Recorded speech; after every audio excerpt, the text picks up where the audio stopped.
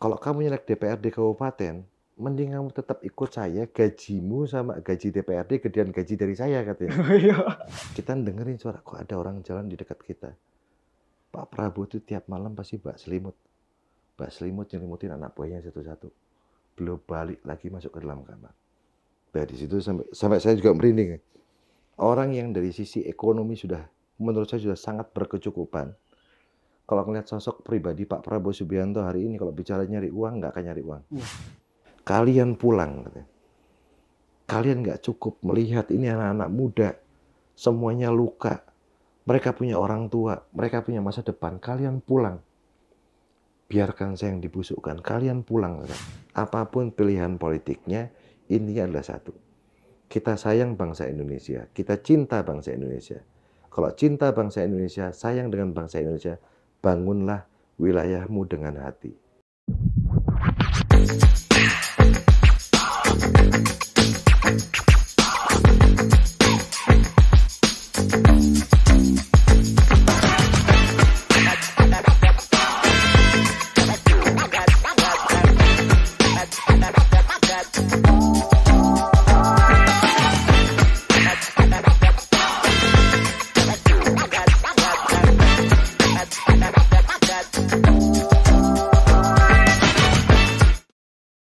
Assalamualaikum warahmatullahi wabarakatuh. Sampurasun wargi Jabar. Sampes. Pak. Alhamdulillah kembali lagi di acara Editalk Pak. Di mana Editalk itu kita membahas seputar kegiatan-kegiatan yang ada di Jawa Barat Pak. Bukan hanya soal pemerintahan saja, kita ada soal sosok, ada soal ekonomi, ada soal politik, ada soal pemerintahan, dan juga ada kebudayaan dan sosial gitu Pak.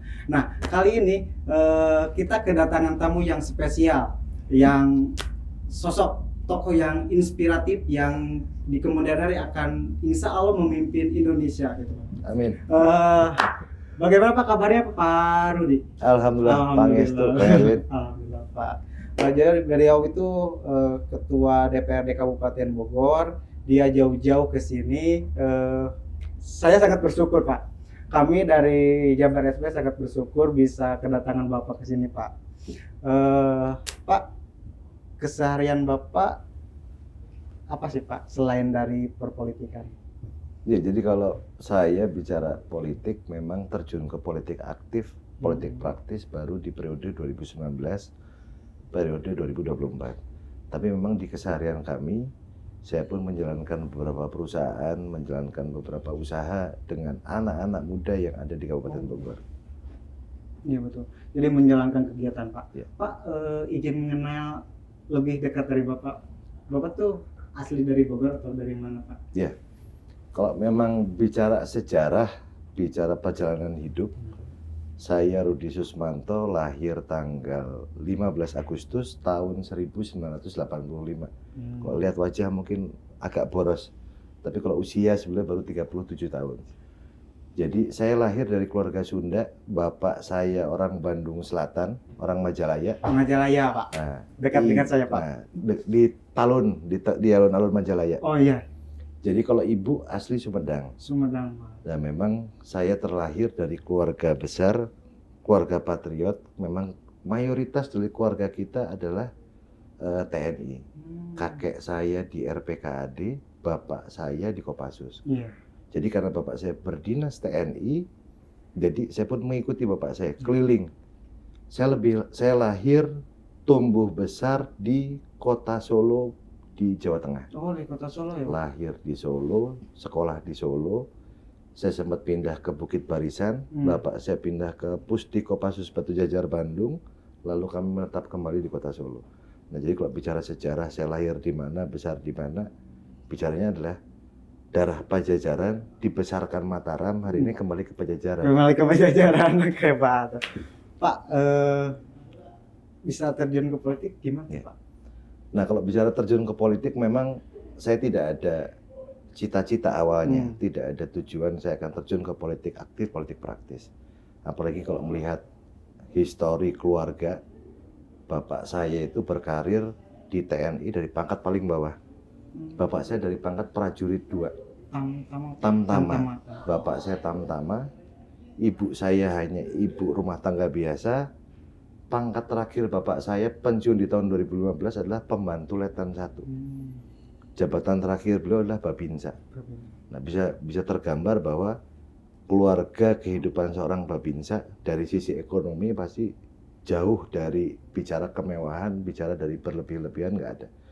Nah, pada saat saya tahun 2007, saya lulus SMA tahun 2003, saya kuliah, selesai menyelesaikan S1 saya di Universitas Muhammadiyah Surakarta.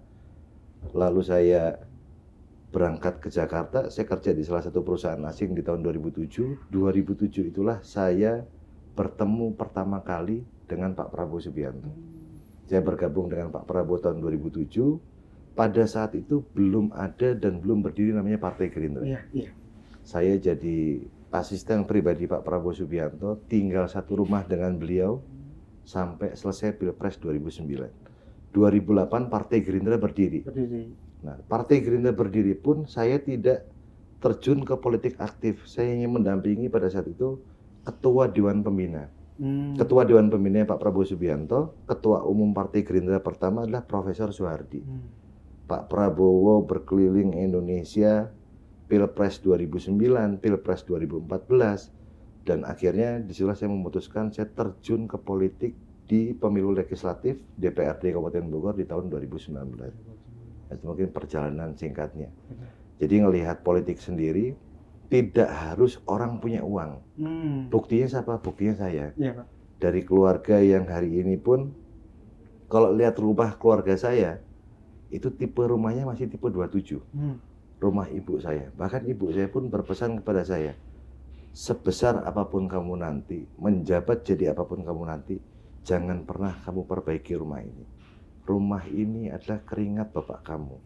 Jadi tipe rumah 27 itu kita nyebut tipenya tipe L2. L2 ya. Lu lagi, buka pintu langsung tembok kan. Jadi kemana-mana kelihatan. Kita duduk di ruang tamu, ibu di dapur pun kelihatan, di kamar pun kelihatan. Nah itulah, jadi bicara politik di Indonesia tidak selalu, tidak melulu kita bicara harus punya uang untuk terjun ke politik. Tapi kalau memang sudah jalan Tuhan, memang Tuhan sudah menggariskan kita berjuang secara konstitusional di jalur politik, dan alhamdulillah hari ini saya ada di DPRD Kabupaten Bogor. Mohon maaf Pak sebelumnya, katanya Bapak sebelum masuk ke perpolitikan pernah jadi tukang ojek juga Pak. Jadi memang kalau bicara sejarah perjalanan hidup, tadi orang tua saya seorang babinsa, ibu-ibu rumah tangga, saya anak paling tua, saya punya adik. Jadi pada saat lulus SMA, keinginan seorang anak itu saya secara pribadi ingin seperti orang tua saya, ingin seperti bapak saya. Bapak saya TNI, akhirnya lulus SMA saya memutuskan saya daftar Bintara TNI. Daftar Bintara TNI saya tidak keterima, daftar di Akademi Militer saya tidak diterima, daftar di Akademi Kepolisian saya tidak diterima, daftar Tamtama TNI, Angkatan Darat, Angkatan Laut, Angkatan Udara saya pun nggak keterima. Akhirnya pada saat saya gagal dalam ingin menjadi anggota TNI, saya memutuskan kuliah.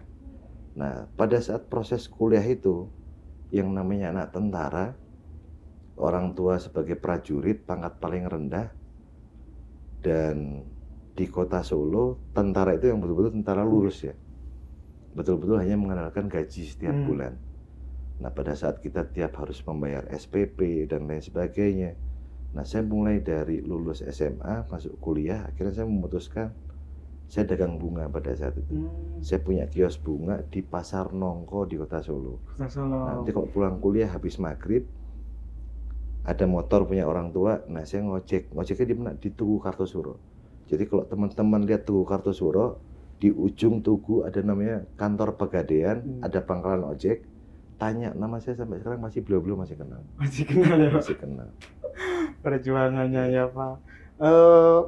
Menurut Bapak perjuangan sosok ayah Pak untuk membesarkan Bapak gimana, katanya dengan ya mohon maaf ekonomi yang serba kecukupan itu gimana Pak sampai saat ini? Kalau saya bicara tentang ayah itu memang agak berat ya. Jadi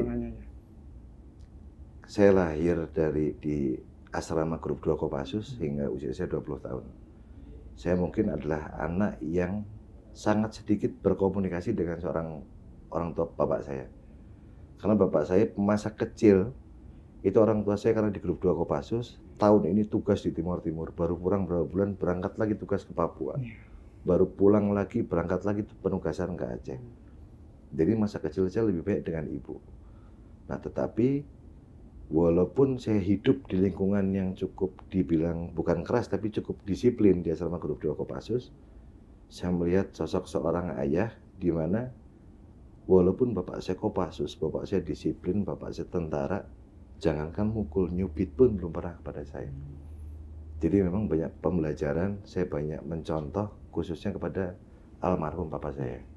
Dan di zaman kita berjuang sulit dari sisi ekonomi, hal yang menurut saya agak berat hari ini adalah pada saat kondisi hidup kita sekarang sudah sedikit lebih baik, orang yang berjuang buat saya dari saya lahir hingga saya dewasa, menyekolahkan saya, mendidik saya, beliau belum pernah merasakan. Iya, betul Pak. Mungkin tinggal memberikan doa ya Pak, Ya. yang dibutuhkan orang. Dan buat saya prinsipnya satu, Apa tuh Pak? almarhum ayah saya sampai hari ini tetap hadir dalam semangat hidup saya. Semangat. Ngomongin ini Pak, Bapak kenal dengan Pak Prabowo tuh 2007 sebelum adanya 2007. Partai Gerindra. Ceritanya gimana Pak? Nah, itu memang agak cukup unik. Jadi 2007 saya kerja di salah satu perusahaan, anak perusahaan NASA. Namanya Intermap. Kalau di Indonesia namanya Examap Asia. Jadi salah satu perusahaan Pak Prabowo Subianto itu menyewa konsultan dari Intermap untuk menghitung tegakan lahan di Kalimantan pada saat itu. Nah, pada saat itu kita diminta presentasi, kita diminta expose di hadapan owner perusahaan, orangnya Pak Prabowo Subianto. Pada saat kita expose ada 6 orang kalau tidak salah, 5 orang asing, 1 orang Indonesia. Orang Indonesianya adalah saya. Beliau bertanya, "You orang Indonesia?" "Iya, saya orang Indonesia, Pak." "Ngapain kamu bela-belain negara itu di sini?" "Bukan saya bela-belain negara tersebut di perusahaan ini, Pak. Tapi ini satu-satunya perusahaan yang mau memberikan saya pekerjaan. Kamu mau nggak bergabung dengan saya?" "Siap, saya mau, Pak." Besok ketemu saya di kantor. Ketemulah saya dengan beliau di kantor. Pada saat itu saya ketemu dengan beliau di kantor. Asisten beliau pada saat itu namanya Pak Simon Alusius Mantiri. Nah, saya ketemu dengan beliau bertanya, "Orang tuamu kerja di mana?" "Orang tua saya TNI, Pak." "Tugas di Kopassus, Pak." "Grup berapa?" "Grup 2 Kopassus." "Namanya siapa?" "Bapak tidak akan kenal, Pak. Bapak jenderal, bapak saya prajurit paling rendah." "Enggak, coba sebut namanya siapa." "Nama orang tua saya, papa saya Dada Hardiana." "Loh, itu orang Bandung ya?" "Siap, orang Bandung, Pak." "Itu bapakmu yang menemani saya berjuang bertempur di Timur Timur sama saya." Nah, jelas saya akhirnya Pak Prabowo walaupun pangkat paling tinggi pada saat itu dan Jen Kopassus, tapi beliau walaupun sudah berproses puluhan tahun, beliau masih ingat. Walaupun dia seorang prajuritnya yang bertempur, berjuang di Timur Timur bersama Pak Prabowo. Di situ akhirnya saya telepon orang tua saya sambungkan dengan Pak Prabowo, dan sampai hari ini saya masih mengabdi pada Pak Prabowo Subianto. Jalanannya panjang itu Ya. Pak. Untuk ini Pak, kan Bapak udah kenal sama Pak Prabowo tuh udah lama. Ya. Sosok Bapak Prabowo di mata Bapak itu seperti apa? Nah, ini banyak orang yang tidak mengetahui sisi humanis Pak Prabowo Subianto. Kami anak buah Pak Prabowo ada beberapa orang, kebetulan tinggal satu rumah dengan Pak Prabowo Subianto. Pak Prabowo itu kalau pidato terkenal disiplin, terkenal tegas. Anak buahnya dulu di TNI pun pasti melihat bahwa Pak Prabowo adalah sosok karakter pemimpin yang betul-betul tegas, betul-betul disiplin. Tapi pada saat saya tinggal satu rumah dengan Pak Prabowo Subianto, kita tiap tidur malam sudah jam 9, jam 10 semua lampu harus mati di kediaman beliau. Jam 11, jam 12 malam, karena lantai kayu itu pakai lantai parket kayu. Jadi kalau ada orang lewat, orang jalan pasti kan terdengar. Kita dengerin suara, kok ada orang jalan di dekat kita. Pak Prabowo itu tiap malam pasti bak selimut nyelimutin anak buahnya satu-satu. Beliau balik lagi masuk ke dalam kamar. Nah, di situ sampai saya juga merinding. Orang yang dari sisi ekonomi sudah, menurut saya sudah sangat berkecukupan. Kalau melihat sosok pribadi Pak Prabowo Subianto hari ini, kalau bicara nyari uang, nggak akan nyari uang. Iya. Uang sudah berlebih. Apapun yang beliau inginkan, semuanya ada. Jangankan mobil, pesawat pun beliau punya. Jangankan hewan yang kecil, kuda pun jumlahnya sangat banyak. Saya pun ngurus kuda beliau jumlahnya ratusan ekor. Dan kuda yang saya urus pun bukan digunakan oleh Pak Prabowo Subianto. Digunakan oleh Tim Nasional Polo Berkuda Indonesia. Yang mana kuda-kuda tersebut dibiayai sendiri oleh Pak Prabowo dari tahun 2007 sampai hari ini. Baik atletnya, baik kompetisinya, baik kudanya, baik fasilitasnya. Jadi kalau melihat sosok Pak Prabowo Subianto, bukan karena saya mengabdi, bukan saya bekerja dengan beliau, tapi betul-betul hari ini, dan melihat Pak Prabowo sendiri, kita melihat kontestasi Pilpres 2019. Kontestasi Pilpres 2019, Pak Prabowo dianggap belum berhasil dalam kontestasi Pilpres. Beliau kalah di Pilpres 2019. Pada saat beliau kalah, kita lihat betul, kita sangat mengetahui kondisi bangsa pada saat itu seperti apa. Pendukung Pak Jokowi sendiri, pendukung Pak Prabowo sendiri. Ada cebong, ada kampret pada saat itu. Iya, betul. Dan pada saat selesai pemilihan, selesai perhitungan suara, kita mengajukan gugatan kepada Mahkamah Konstitusi. Gejolak cukup besar. Apa yang terjadi pada saat itu kalau Pak Prabowo tidak bergabung dengan pemerintah? Hari ini di tanggal 26 Mei 2023, belum tentu anak bangsa sesama anak bangsa hari ini bisa duduk berdua. Betul, Pak. Belum tentu stabilitas ekonomi bangsa kita akan tumbuh positif. Belum tentu stabilitas keamanan bangsa ini bisa terjamin, bisa berjalan dengan baik. Di situ akhirnya saya melihat beliau yang sudah berjuang maksimal di Pilpres 2009, 2014, 2019, di mana dukungan masyarakat secara nasional luar biasa besar. Tapi pada saat keputusan menyatakan beliau kalah, beliau legowo. Dan pada malam hari, pada saat kerusuhan, pada saat kita datang ke Mahkamah Konstitusi selama 2-3 hari pada saat itu, Pak Prabowo datang malam hari menjenguk beberapa korban-korban yang jatuh di Mahkamah Konstitusi. Saya melihat beliau secara langsung turun dari mobil, melihat, meneteskan air mata. Beliau berpesan kepada kita, kalian pulang.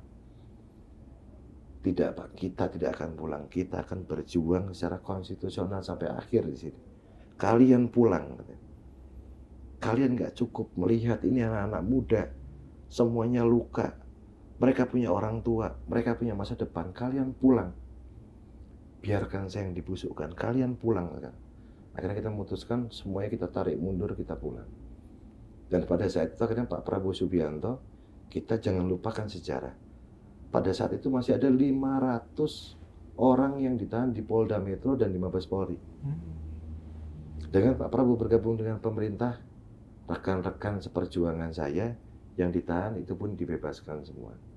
Nah, di situ paling tidak saya melihat seorang yang cinta kepada bangsa dan negara, yang jiwanya merah putih, dadanya Garuda, punggungnya Ibu Pertiwi.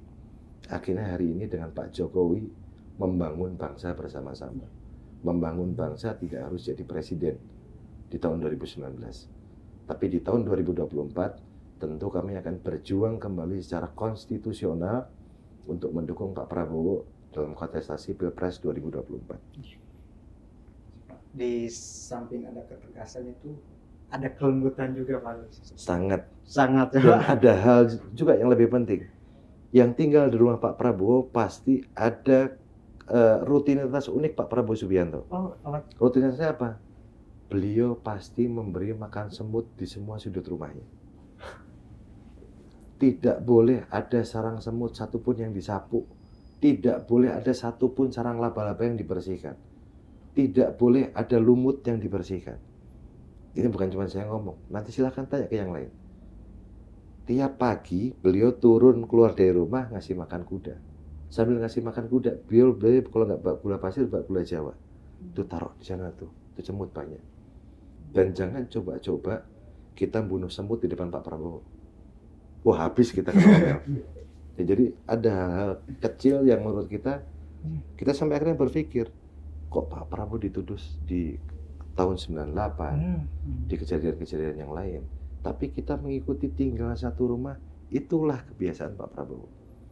Jadi walaupun beliau tegas, walaupun kita melihat beliau itu sosok seseorang yang sangat disiplin, tapi kalau bicara hati, beliau punya kelembutan yang luar biasa.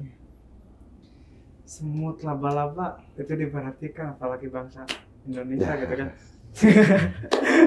Oh ya Kak, Pak,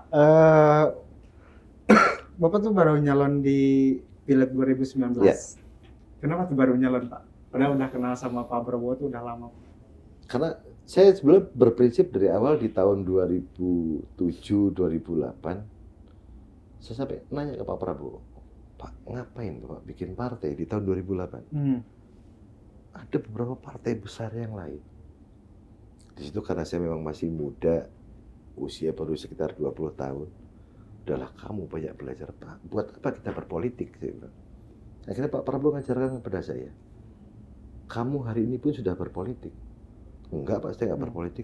Kamu bangun tidur, pasti kamu berpikir, saya ngopi dulu atau minum dulu. Terus kita buka, habis mandi buka lemari baju, saya pakai kaos sampai pakai kemeja. Keluar dari rumah, saya pakai motor atau pakai mobil. Udah naik motor, saya belok kiri atau belok kanan.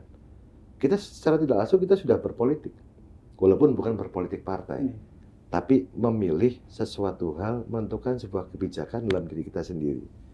Nah pada saat itu, kenapa saya baru terjun di tahun 2019? Di situ saya melihat kegigihan. 2009 saya masih mendampingi beliau Pilpres, keliling dari Sabang sampai Merauke. 2014 saya berjuang di Kabupaten Bogor memenangkan Pak Prabowo Subianto karena saya sudah tinggal di Kabupaten Bogor. Akhirnya kami melihat ini perjuangan yang ketiga. Mau tidak mau, suka tidak suka, saya harus terjun ke politik aktif. Pak Prabowo berpesan, hari ini kalian anak-anak muda yang harus maju. Bangsa ini butuh regenerasi. Kalau bukan sekarang, kapan lagi? Kalau bukan kita, siapa lagi? Kalau bukan sekarang, kapan lagi? Nah, jadi akhirnya kita berprinsip pada saat 2019, saya yakin dan percaya Pak Prabowo terpilih menjadi Presiden Republik Indonesia.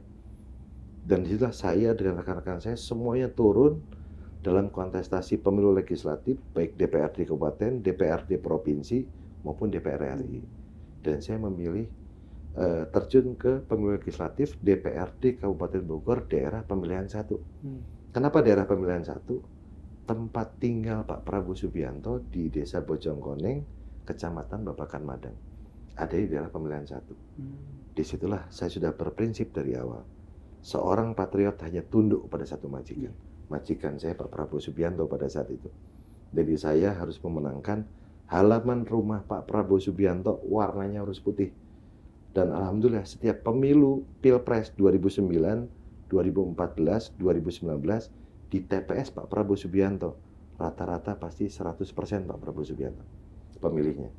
Kalaupun tidak 100% seperti kemarin, hanya ada 2 atau 3 suara yang bukan memilih Pak Prabowo Subianto. Dan karena saya hanya ingin menunjukkan bahwa dengan Pak Prabowo Subianto tinggal di Desa Bojongkoneng, Kecamatan Babakan Madang, berarti membawa sebuah dampak positif, dampak baik yang cukup besar buat masyarakat sekitar rumah beliau. Hal ini ditunjukkan pada saat setiap kontestasi Pilpres, suara Pak Prabowo Subianto hampir 100% pemilihnya di situ. Ada dorongan Pak dari Pak Prabowo untuk Bapak masuk politik? Ada memang. Jadi beliau pada saat itu dari tahun 2014, Rudi, kamu maju, kamu terjun ke politik. Enggak Pak, terima kasih. Kenapa kamu nggak mau terjun ke politik? Saya bercandaan sama beliau. Yang namanya politisi Pak, diem aja bohong, apalagi ngomong gitu. Nah itu bercandaan saya dengan beliau. Nah akhirnya tapi pada saat 2019 saya menyampaikan ke Pak Prabowo, Pak, saya insya Allah saya sudah siap, saya mau terjun ke politik. Nah akhirnya pada saat itu Pak Prabowo nanya, kamu mau nyalek di mana? Izin Pak, Kabupaten Bogor. Beliau terdiam pada saat itu, kita sambil makan pagi bareng dengan beliau. Kamu jangan Kabupaten Bogor, lebih baik cari dapil lain. Bisa Solo, bisa di Sulawesi, coba lihat beberapa wilayah yang kosong. Berjuang tidak harus di Kabupaten Bogor, bisa di beberapa tempat lain. Kenapa Pak? Di Bogor ada Pak Fadlizon, ada Pak Mulyadi. Izin Pak, saya bukan DPR RI, DPRD Kabupaten Bogor. Dan pada saat itu Pak Prabowo langsung menolak saya untuk maju dalam kontestasi pileg. Kenapa? Kamu kalau nyalek jangan DPRD Kabupaten Bogor. Kamu nyalek DPR RI. Kalau kamu nyalek DPRD Kabupaten, mending kamu tetap ikut saya, gajimu sama gaji DPRD gedean gaji dari saya katanya. Nah itu kata beliau pada saat itu. Pak izin saya bilang, tujuan saya terjun ke politik salah satunya adalah Bapak tinggal di daerah pemilihan 1, saya harus membangun infrastruktur buat kepentingan masyarakat di daerah pemilihan 1. Dan sampai hari ini, walaupun saya sudah jadi anggota DPRD, gaji saya masih jalan dari Pak Prabowo Subianto. Masih Pak? Sampai saya nanya, Pak, saya malu, saya bilang. Saya sudah jadi anggota DPRD, tapi Bapak tiap bulan masih saya gaji. Loh, kan kamu berprinsip sama dengan kita semua. Kalian itu anak-anak saya. Apa kamu sudah nggak mau menerima rezeki dari saya? Nah, akhirnya ya kita masih berjalan gaji sampai hari ini. Serba salah mau menolak juga Pak. Baru nyalek langsung ketua DPRD Pak. Apakah ada dinamika Pak dari sebelumnya incumbent atau dari apa di tubuh Gerindra sendiri? Jadi saya berterima kasih kepada masyarakat Kabupaten Bogor yang telah memberikan amanah, memberikan saya mandat, dan sehingga saya terpilih sebagai anggota DPRD Kabupaten Bogor. Dan karena Partai Gerindra jadi pemenang pemilu legislatif di Kabupaten Bogor, maka Partai Gerindra memiliki komposisi sebagai ketua DPRD. Dan sebagai ketua DPRD, maka Partai Gerindra memberikan amanah, memberikan mandat kepada saya sebagai ketua DPRD Kabupaten Bogor. Dinamika dalam politik pasti ada. Tapi alhamdulillah kader-kader Partai Gerindra tunduk, patuh, dan fatsun kepada keputusan partai. Jadi dinamika bisa kita minimalisir di situ. Seperti pepatah kuno Pak, gelombang di dalam gelas selalu ada ya Pak? Ya. Ya Pak, untuk tahun 2024 Pak nanti, Bapak apakah di Kabupaten Bogor, mau di provinsi atau ke DPR RI Pak? Nah, kalau bicara 2024, saya pun sudah mendaftarkan diri dalam kontestasi pemilu legislatif DPRD Kabupaten Bogor di daerah pemilihan yang sama, yaitu daerah pemilihan 1. Dan mudah-mudahan kita masih bisa bersinergi membangun Kabupaten Bogor berangkat dari daerah pemilihan 1. Selain itu juga Pak, Pak Ketua itu masuk dalam radar calon pilkada Pak. Ya. Mau lanjut ke pilkada atau tetap di legislatif Pak? Nah, kalau bicara pilkada hari ini, jabatan kepala daerah periode 2018 berakhir nanti tahun 2023. Ya, tahunnya adalah tahun terakhir. Dalam momentum kesempatan hari ini, kita pun masyarakat Kabupaten Bogor jangan melupakan. Kita punya tokoh yang pernah berjasa membangun Kabupaten Bogor, yaitu Ibu Ade Yasin. Ibu Ade Yasin, apapun yang terjadi, beliau banyak jasanya membangun Kabupaten Bogor untuk lebih maju, lebih berkeadaban lagi. Dan hari ini dengan adanya kondisi yang terjadi di Kabupaten Bogor, Bogor dipimpin oleh PLT Bupati Bogor. Kebetulan PLT Bupatinya adalah ketua partai saya di Kabupaten Bogor, Haji Iwan Setiawan. Kalau bicara kontestasi pemilu kepala daerah, kami Partai Gerindra, khususnya Partai Gerindra Kabupaten Bogor, bukan partai yang kekurangan kader. Jadi memang banyak tokoh-tokoh, banyak kader-kader yang siap terjun dalam kontestasi pemilu kepala daerah Kabupaten Bogor. Tapi kita menyepakati bersama bahwa hari ini perjuangan kita yang utama adalah 14 Februari 2024. Kita berjuang untuk bangsa Indonesia, yaitu memenangkan Pak Prabowo Subianto dalam kontestasi Pilpres 2024. Setelah kontestasi Pilpres, apapun keputusan partai, kita sebagai kader tentu tunduk, patuh, dan taat. Apapun perintahnya, kita akan laksanakan, kita akan kerjakan. Tetap berjiwa patriot Pak. Tapi kalau misalkan di ini Pak, siap Pak? Kalau saya secara pribadi, tentunya saya akan mendorong senior-senior dulu yang ada. Senior-senior saya masih banyak di Partai Gerindra, dan saya melihat juga sebagai kader-kader terbaik di partai. Tapi apabila partai memberikan amanah, memberikan mandat, tentu kita akan laksanakan, kita akan berjuang. Berarti siap ya Pak. Mengenai ini Pak, kemarin kalau tidak salah rapat paripurna Pak soal LKPJ 2022. Ada beberapa catatan dari yang diberikan rekomendasi kepada pemerintah daerah, kepala daerah. Yang salah satunya soal infrastruktur, kedua soal pendidikan, dan ketiga soal kesehatan. Untuk Pak sendiri gimana Pak? Ya, jadi kalau bicara pemerintah Kabupaten Bogor hari ini, kita berdasarkan Undang-Undang Nomor 23, kita bukan lembaga legislatif, tapi adalah lembaga perwakilan rakyat daerah. Kita merupakan mitra sejajar dengan pemerintah. Jadi, membangun Bogor hari ini, kita memberikan rekomendasi kepada pemerintah daerah, baik dari sisi infrastruktur, sisi sosial, sisi pendidikan, sisi kesehatan. Kita hari ini bahu-membahu bersama-sama menyelesaikan beberapa program-program yang tertuang dalam rencana pembangunan jangka menengah daerah yang harus terselesaikan di bulan Desember 2023. Masih ada waktu, masih cukup waktu. Kalau kita punya komitmen untuk membangun Kabupaten Bogor bersama-sama, kita punya komitmen untuk melayani masyarakat Kabupaten Bogor bersama-sama, kuncinya eksekutif dan DPRD Kabupaten Bogor berjalan beriringan bersama-sama. Kita selesaikan beberapa tugas-tugas, beberapa program-program yang harus selesai di tanggal 30 Desember 2023. Catatan apa Pak yang digarisbawahi DPRD untuk Pemda untuk tetap fokus Pak menjalankan RPJMD itu Pak? Jadi kalau bicara mana yang harus fokus, memang ada beberapa hal yang cukup penting. Salah satunya hari ini kita akan memasuki akhir masa jabatan kepala daerah. Akhir masa jabatan tinggal tersisa 6-7 bulan lagi. Dan yang paling penting hari ini kita tekankan kepada pemerintah daerah adalah tolong tinggalkan warisan yang terbaik. Tolong tinggalkan legacy yang terbaik. Legacy terbaiknya apa?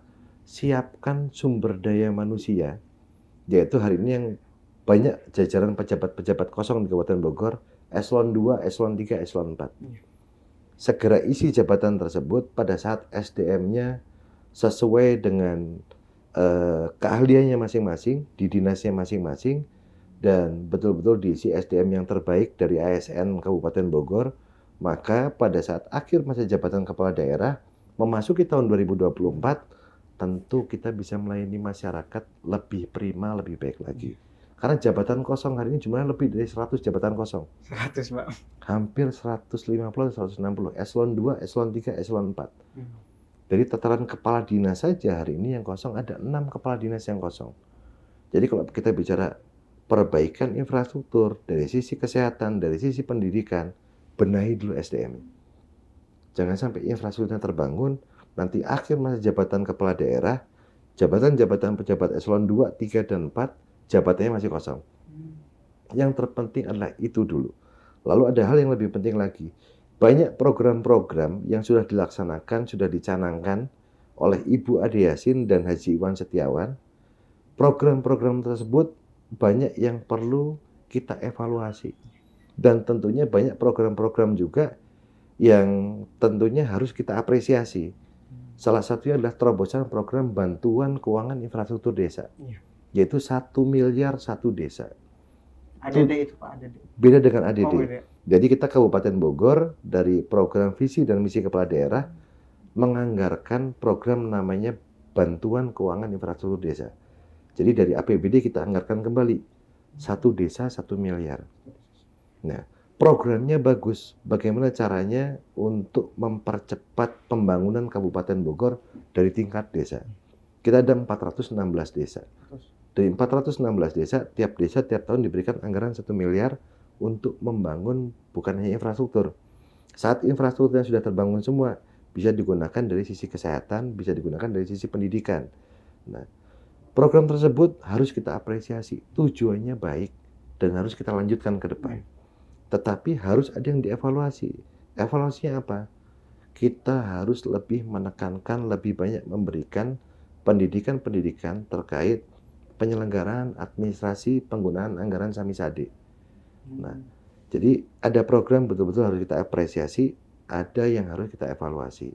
Dan tentunya yang terpenting buat Kabupaten Bogor ke depan adalah kami berharap pemerintah daerah Kabupaten Bogor pada saat menjelang akhir jabatan kepala daerah mempersiapkan para pejabat-pejabat untuk mengisi kekosongan di dinas-dinas terkait, diisi sepenuhnya dan diisi sumber daya manusia yang terbaik di Kabupaten Bogor.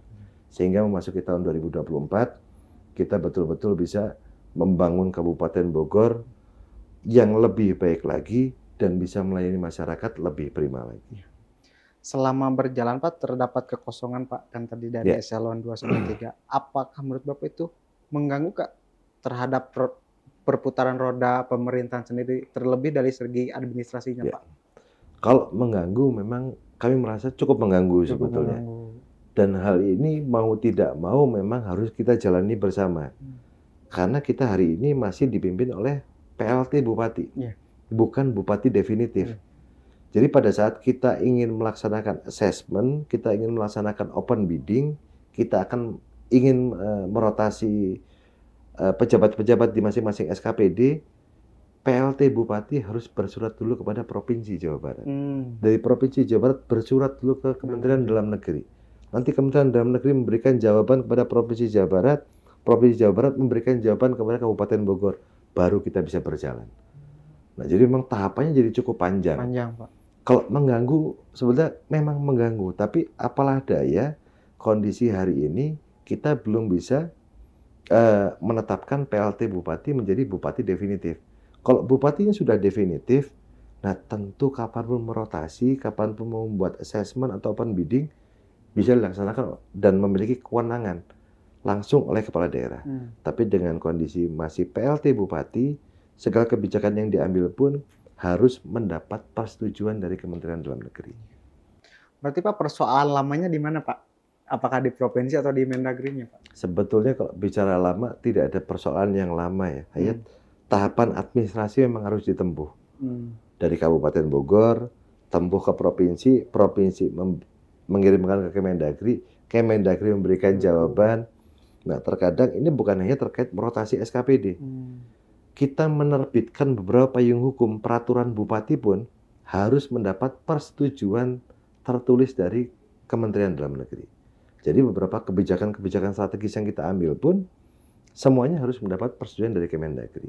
Nah, tapi kami tetap berupaya yang terbaik, walaupun ada beberapa kendala yang terjadi di Kabupaten Bogor, tapi karena kita bersama, kita bersatu, tentu segala hal akan menjadi lebih mudah. Terakhir Pak, jika Bapak maju, persoalan apa yang bakal Bapak fokuskan di Kabupaten Bandung? Kabupaten Bogor, ya. Maju apa nih? Maju sebagai Bupati Pak. Ya, jadi bukan hanya saya, tapi siapapun yang memiliki niatan membangun Kabupaten Bogor, Kabupaten Bogor memiliki potensi hari ini yang luar biasa. Potensi pertama berangkatnya dari potensi sumber daya manusia. Nah, kita punya bonus demografi yang luar biasa di Kabupaten Bogor. Kita bisa lihat beberapa negara maju di dunia. Contoh Jepang, contoh Perancis.